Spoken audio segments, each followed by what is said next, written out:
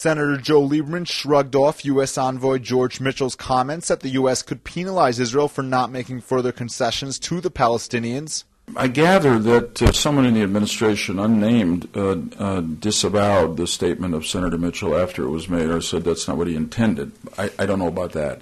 I can just tell you my own opinion, and I'll ask my colleagues if they want to comment.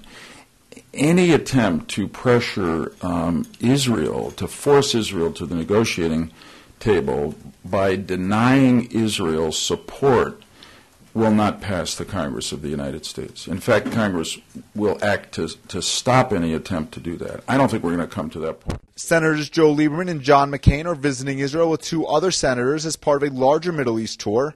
They met with Defense Minister Ehud Barak while in the country.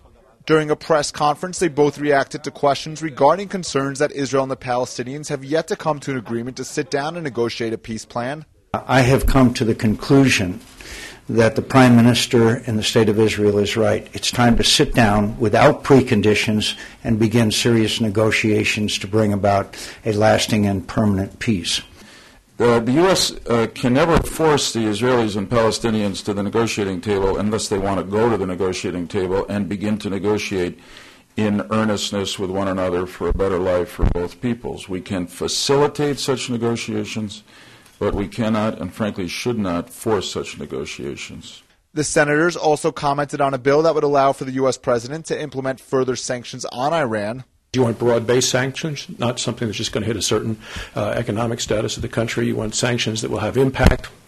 You can drive up the cost of energy. That's going to limit some of the opportunities that the regime in Iran has. So you want to take a look at that way. You also want to see if there are things that you can do with opening access to the people to communicate to the outside world via the media, via the internet, those sorts of things to have more interconnection, all of those things, and take sanctions as far as you go. And you say, how long will it last? I don't know.